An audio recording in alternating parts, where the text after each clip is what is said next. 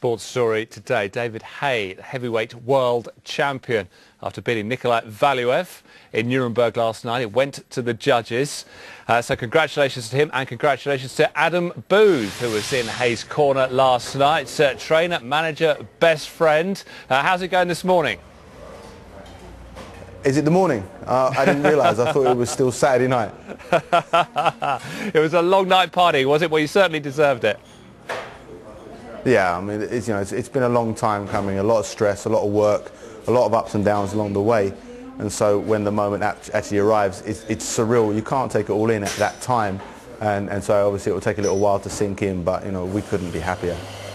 How anxious were you waiting for the judges' decision? I mean, David was looking triumphant in the ring, but when it goes to the judges, you never quite know, do you? No, you don't.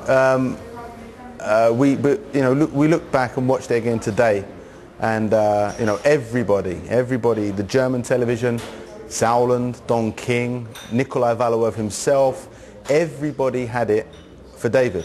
Not one person disputed it. I think apart from our own man Jim Watt, whose opinion we've always respected. But if there's one thing I would implore Jim to do, is to go back and look at it in the cold light of day, because we watched it and scored it again this morning, and the minimum amount of rounds that you can score for David was 8. It was a game plan. There was a game plan to follow, and David stuck to it. Well, it was very noticeable when you were going into those last few rounds. We could hear what you were saying to him on the coverage. You were very calm, you were very confident, you were very cool. Inside, were you feeling like that? Yeah, I was. It's funny. I tear myself apart the week of the fight because and don't show David any emotions. But as soon as the first bell goes, it just switches into automatic pilot. And what we do in the gym every day, and we've been, David's been at this level before, so we've been at this level for a while. It's just do your job. And in a fight like that, when the game plan's working so well, why panic? And even when things go wrong, you should never panic in a corner anyway, because a fighter relies on you to be the calming influence and to steer him in the right direction. But David was doing it right. I think there was only a couple of times in the fight where he kind of switched off, and I think it was around round 7 he brought himself down to Nikolay's speed. But apart from that, he executed it perfectly. Now, David afterwards said he hurt his hand. He thought he'd broken his hand very early on in the fight. How much did that affect the tactics of what he did, or did it not alter it that much? It didn't. It didn't. He did break his hand. He's broken that hand before. It was, I think, around the 3rd round, and he hit him on the side of the head. And he came back to the corner and very quietly said to me, "My hand's gone." I think it was the 3rd round. But we just said, it is what it is. You've been here before. You've fought a fight with a broken hand before, and he just takes that mentality. We'll worry about it afterwards, because what are you going to do? You're going to retire in the stall because you hurt your hand, or you're going to stick to your game plan, win the fight, and then worry about it later. And you used the right hand sparingly, just set him up for it, and won it really, throwing an average of 10 punches around. Because boxing is a sport where you hit and you don't get hit. And the only intangible to score a fight is who's controlling the fight. Well, David controlled it. He landed more punches, so he won with a broken hand. Yeah. So how much is the broken hand affecting immediate plans in the future, do you think? Well, it's not bad.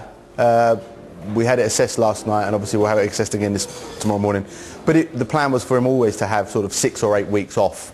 And for sort of a minor fracture of one of the metacarpals, 8 weeks is more than enough time for it to heal. So we have the best medical team and the medical backup that we need. So all it just means is that while he's celebrating, he's just going to have a bit of a sore knuckle.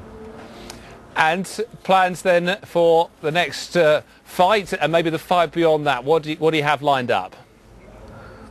Well, John Ruiz kindly took a step aside, so David's first defence has to be against the mandatory John Ruiz. We'd love for that to be in England. We'll probably come back and talk to the O2 and some other venues. I think it's only right and fitting that, having won the World Heavyweight Championship, and the boy from London comes back and defends it in his hometown against the mandatory challenger. And we can't focus on anything beyond John Ruiz, because there's a guy that wants to win the title back. So David's World Heavyweight Champion, and he seriously intends to stay that way. Sure. So talk of Vitaly Klitschko, obviously in the immediate aftermath of it, you'd like to put that on the back burner, or I mean, is that one that will happen down the line, do you think, providing everything goes fine against Ruiz? Of course, yeah. I mean, like I say, you know, the Klitschko's hold the other belt, so of course there's always going to be talk of that. But to be honest, they had their chance for this event and they blew it. And John Ruiz kindly took the step aside so that David could have the challenge for the World Heavyweight Championship. So there's only one person that actually deserves to have a big fight against David, and that's John Ruiz. The Klitschko's, yeah, fine. If it happens in the future, that's great. It'll be a massive fight. But at the moment, we're just celebrating, and we'll leave them sitting and watching from the outside. Just one word then. Is there any chance of a rematch with Valuev, do you think? Is that a possibility?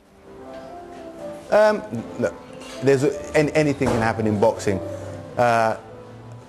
Do his promoters want the rematch? Does Nikolay want to fight? Does he want the rematch? You know, he's been world champion. He's 35, 36 years old. I think he's made a lot of money, and sometimes once you reach a certain level, that desire isn't there. And I think sort of naturally, he's a really sweet fella. You know, he's a really nice guy and quite placid. And if that natural nastiness isn't in him, does he really want to keep dragging himself through the training camps and getting in the ring? I don't know. That's for him. But at the moment, you know, we have to fight John Ruiz. We have to arrange that fight. That's David's mandatory defence. So that's really all we're going to talk about. Just a quick word on future style, maybe, Adam. Obviously, we saw a defensive, tactical performance last night from David. He'd gone into the fight promising to tear him up and break him down and knock him out. Do you think in the future we might see a more aggressive, a return to that explosive, entertaining style that we know he's got? I mean, listen, Nikolay Valuev is 7'1", 7'2", and what we noticed is that the more people punched at him, the more they got caught, and that wasn't something that we were going to risk in this fight. This was all about the win and becoming heavyweight champion. David lusts after the knockout, and you'll even see in the 12th round when we believed that the fight was won, he stunned him with a left hook and still went charging in to try and knock him out, I think with about 30 seconds to go. So it's in his blood. Because Nikolay posed that physical challenge, it didn't suit necessarily David's aggressive nature. He had to be a bit smarter and a bit cuter and a bit more defensive. But John Ruiz is 6'2". David has the reach advantage over him. So, you know, I would expect once we sit down and look at that fight, that one will be more of a power punching display. I wonder what colour T-shirts you and the rest of the team will be wearing for that. Last night, noticeable you're in the blue ones. Was that a cool psychological ploy to calm him down? You read me. Damn. Yeah, I mean, that's one of my little rituals, you know. I look at, we have different colour T-shirts. For example, for Macronelli, I wore a red one. The corner wore red. I chose that because it was a red alert fight. It was always going to be over quickly, and David had to be ready to let the finishing shot go at any moment early in the fight. This one was all about being cool, calm and collected, not throwing the hot-headed haymakers, but just being defensive and slick and just be comfortable with that calm, patient approach. Yeah, so we got in touch with our spiritual and softer side there and went for the calming blue. You got all bases covered. Congratulations, Adam. Thanks very much indeed for joining us this morning. Thanks a lot. Cheers. Adam Booth there. Okay.